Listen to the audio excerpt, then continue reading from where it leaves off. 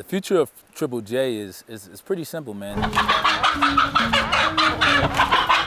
My grandfather laid the land. He put in work. That is delicious. All natural. I stick these in the tree and it drains down through the bottom. Our goal now is to continue to take care of it, nurture it.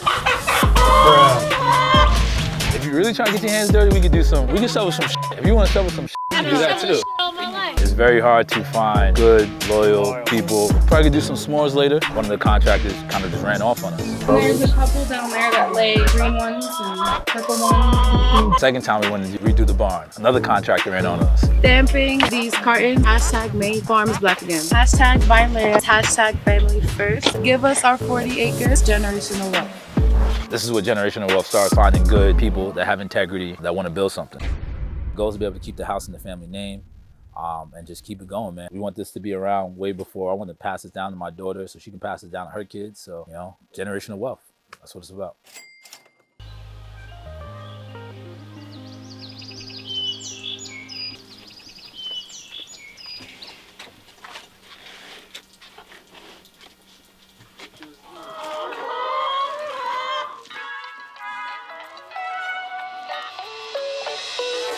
This is where we collect the chickens. Well, we collect the eggs, and the chickens lay. So there's a couple of eggs right here.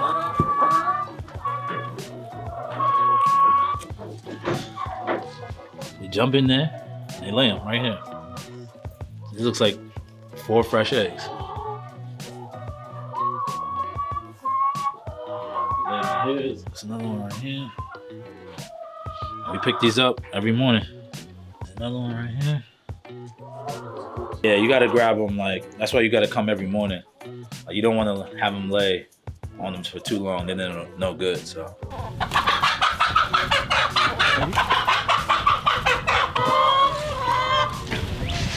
Again, going back to efficiency, that's why you wanna have those sheds and put try to put some type of bedding in there, because if they do it in the dirt, it makes it harder to clean. So this is way less time, way less effort, so again, having just multiple sheds they can lay with proper bedding allows it to be able to clean easily. So this is not gonna take much to clean, throw them in the car. The future of Triple J is pretty simple, man. This is, my grandfather laid the land. He put in work. He foreseed something that nobody, was even thinking about, getting out the hood, out of Harlem, coming to a space where it's a safe haven. It's a place of refuge for our family. And he bought the land, so he did his job. Our goal now is to continue to take care of it, continue to nurture it. Again, having a business that can kind of put back into the land, put back into the house. We want people in the hood to be able to come in and be on a Black-owned farm, get away from the craziness of the city. One of my boys that I met in college, his name is Hooks. He actually owns a nonprofit in Maryland, a nonprofit called 480 Cares, which he also has a football team called 480 Club. These are young student athletes, 15 to 18 years old in high school. He took them out from Maryland, got them on a bus, had a trip out to New York, and we're the first stop. So they came here, they worked the land, they got their hands dirty, they got to be on a Black-owned farm, they got to hear stories from me, stories from my grandfather. And Hook's goal, his mission was for them to be here, touch the soil, and be able to see what you're able to accomplish with work ethic, with determination, with perseverance. It was dope just to see them. We had conversations with a couple kids that were, they could either win left or right, and they could remember this for the rest of their life. And for us to have that impact on one person, if none of these kids remember anything, that one person remembers it, we did our job.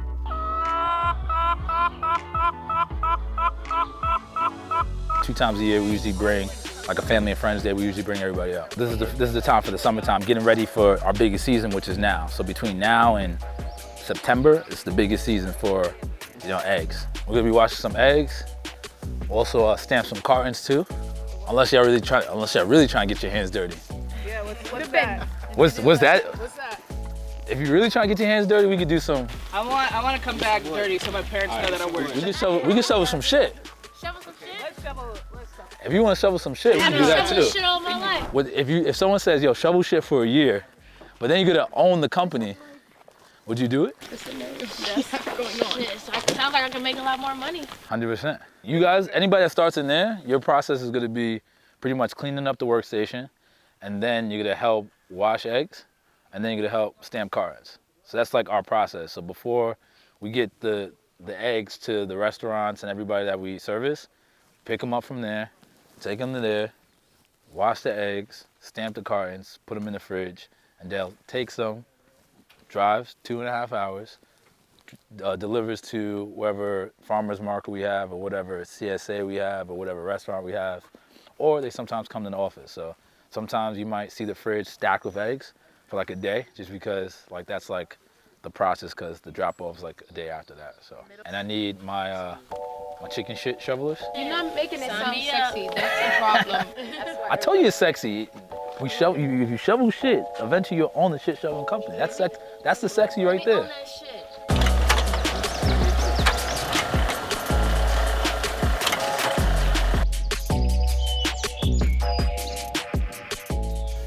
We're cleaning out the floor so that this workstation, this is where we clean our eggs. So we want to make sure the egg station is clean. So this is our egg washing station. So we actually have 2 employees that you know, come here. They pick up the eggs from the chickens and they bring it here and they wash them. So this is where we wash them. These are already washed eggs. We got this fridge to make obviously our job easier and more convenient. So as soon as we wash them, we just throw them in the fridge. So this is about, I'll say probably like 90, probably like between 60 and 90 dozen in here. Pretty dark in here, I don't want the lights on. This is unwashed eggs right here. They're not washed yet. So unwashed eggs can actually be kept for about 2 months.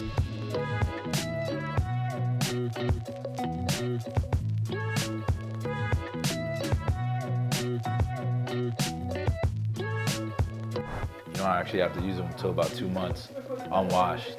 And that's what most people, like in Spain and other places, they don't wash eggs at all.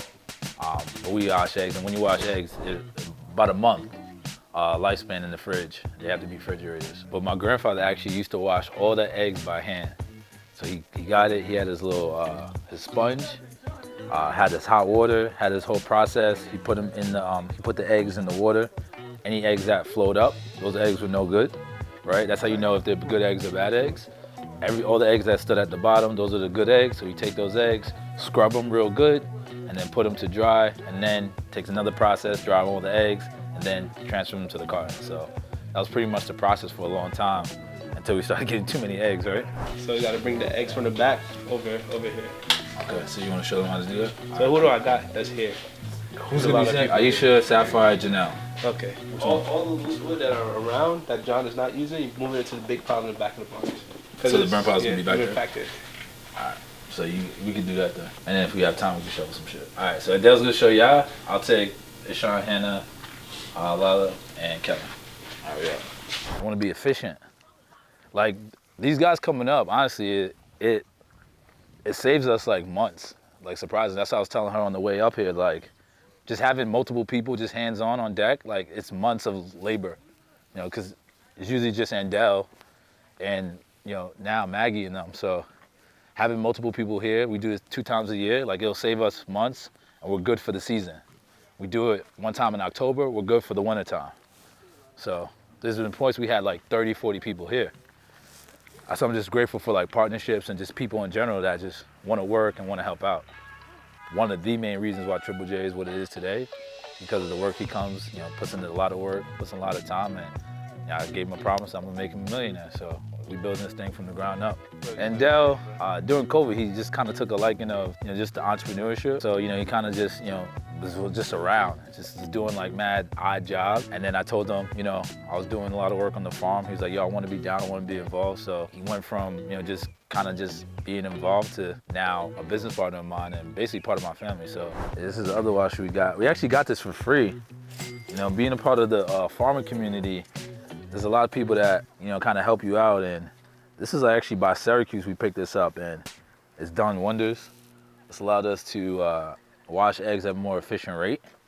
And, you know, when doing something like this with this volume, it's hard to, again, by hand, your hands get cold in the cold water, and it just takes longer. So this is one of the processes that's helped us make what we do more efficient. And obviously, as time goes on, things just get better and better. So, you know, it went from my grandfather's hands to then this machine, which has allowed us to do, you know, about $1,000 a month.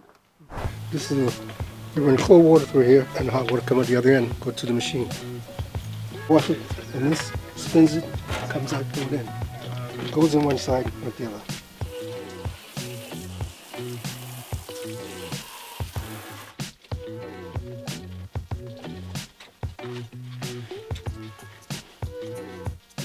With this over here, I'm gonna take one of the eggs that are soaking in the water, and can put it down the slide. It's gonna catch it. You know, some eggs are big enough. So it's gonna catch it. So it has to be sideways. It has to be sideways when you put it down so that it can go through. And then when it comes down, it's gonna come out this end, wash this thing. But you gotta catch it on this end.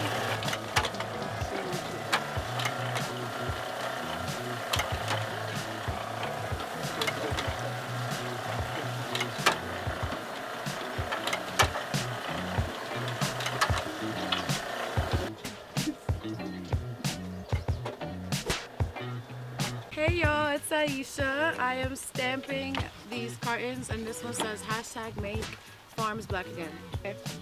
This one says hashtag buy land. This one says hashtag family first. Give us our 40 acres. This one is generational wealth.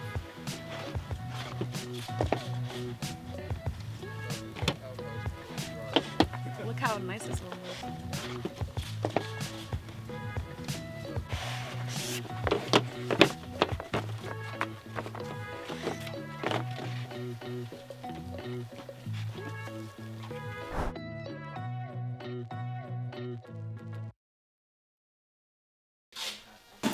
We also build space. So, as of right now, as you can see, we make the box and then we're gonna put them inside. This is the gold mine right here. You see how it stacks this way, then stacks this way? Then you do it like this. Jenga. Got Yeah. Keep it from breaking. Once we're done, we're gonna put them over there and they're gonna get loaded into the car.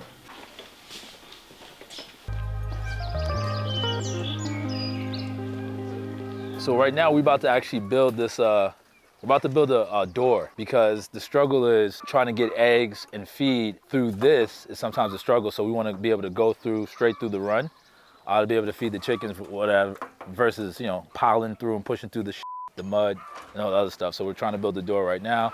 So these guys will be helping out. We got another team that's going to be helping out clean the loft.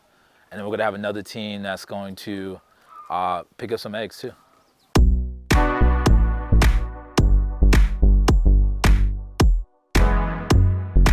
Just contracting in general is very hard to find, you know, just good, loyal people, reliable, people with integrity. One of the challenges that we've had so far was finding a legit contractor. Like the first time we started to do work here, we wanted to redo the barn and one of the contractors kind of just ran off on us. Second time we wanted to redo the barn, another contractor ran on us. So we probably lost between $2,000 to $3,000 just in time, just messing with people that, you know, unfortunately didn't have our best interests. And, you know, I actually met a guy through one of our farmers markets. I think he's a politician in the area. He did real estate. Yeah. He did real estate in the area. Marshall, yep. He owned the coffee shop. That's what he did. He owned the coffee shop and he did real estate. Yeah. I definitely want to talk to him. I got his card, and at the time I was like really struggling. I was like, yo, like, there's no way in this area there's like all these unreliable people, right? Like, there's no way. And I called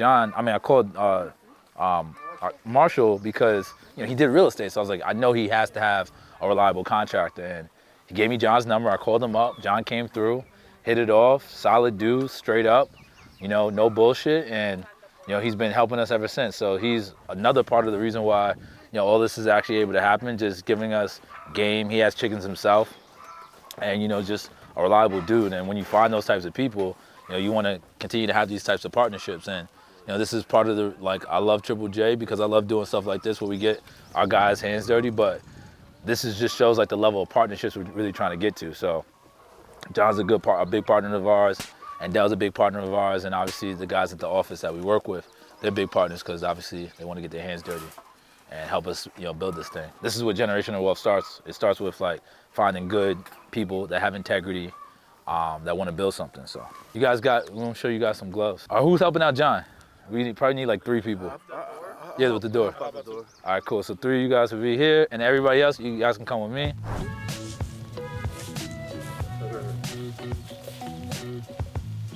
Tap over there. Hold that. This one over here. That's really a good spoonful, right? That is delicious. All natural.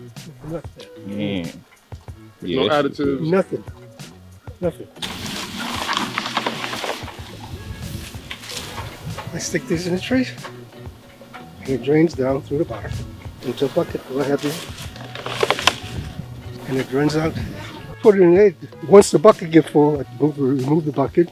I put another bucket down, and stays until the end of the maple season stuff. Well, it all depends on the weather. So if it freezes up at night, which is good, and the next day is nice and sunny, I can get a bucket a day. I can get a bucket a day. It takes 15 gallons in order to make that one bottle of this. Just about a little more than that. In a day, I can cook maybe 15 gallons down in one day. Sometimes I really cook it down. I make candy. Like, he used to always give us like these maple jars that had syrup, like, but it takes a while. Like, how many gallons is it, Granddaddy? 15 gallons will make a pint. So we also work with one of our neighbors who taps our trees as well, who has a whole system, like this osmosis system that it looked like a laboratory, basically, that helps get the syrup faster.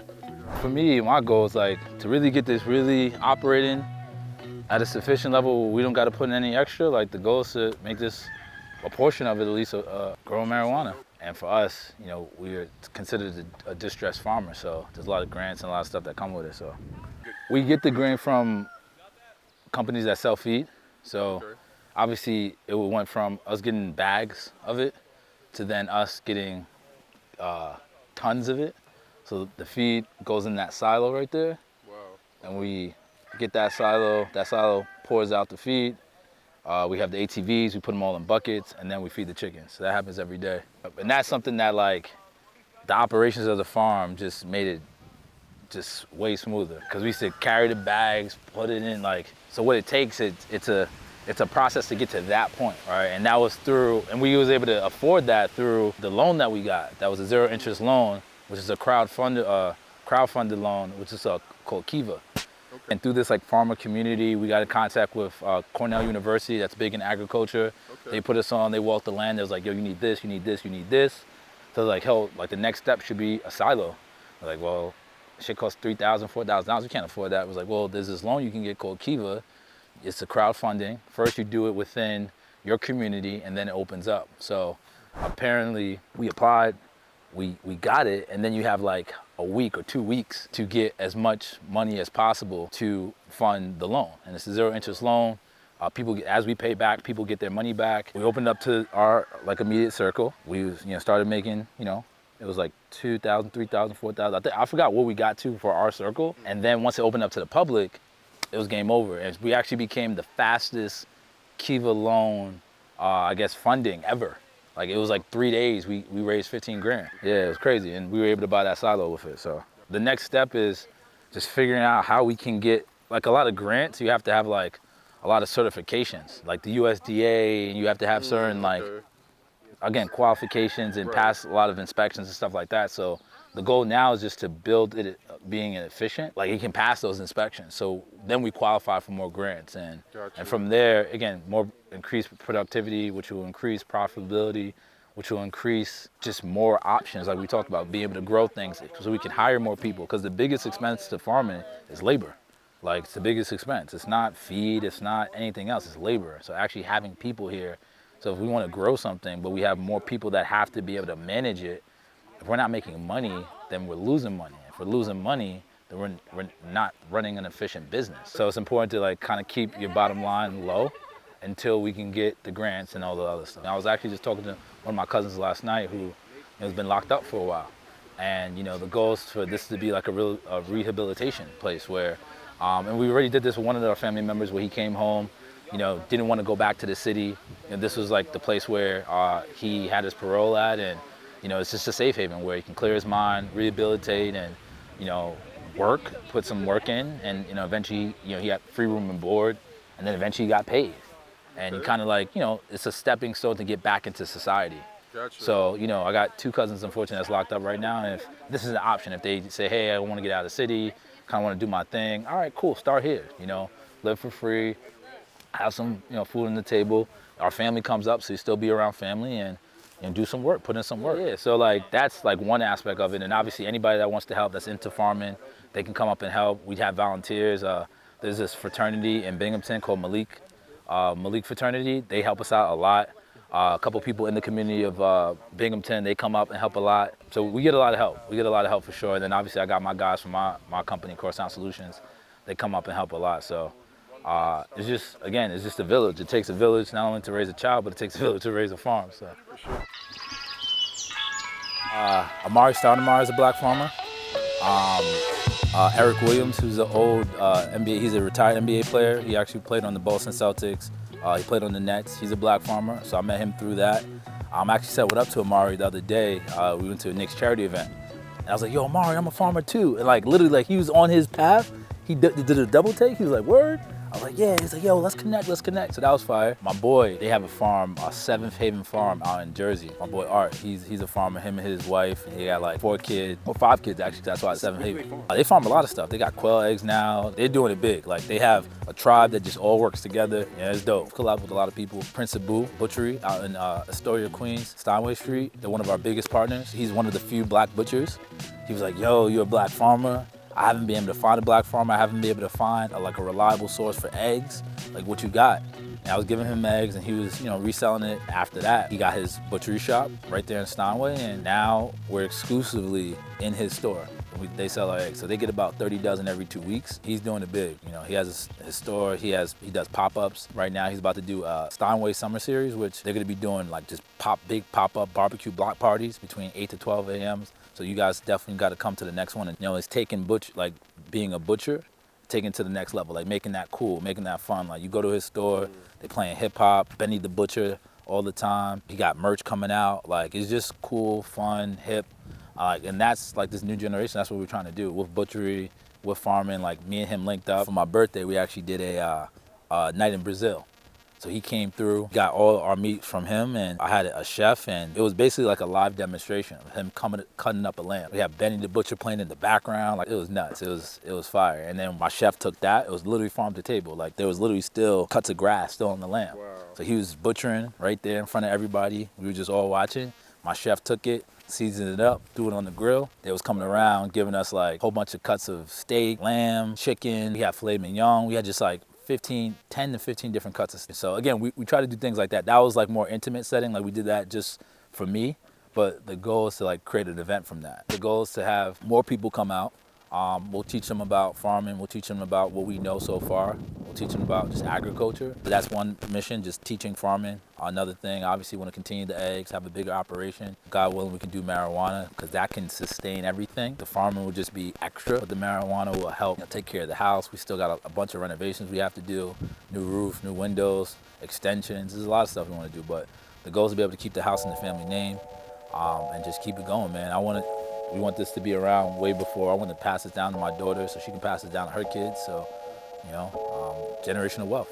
That's what it's about.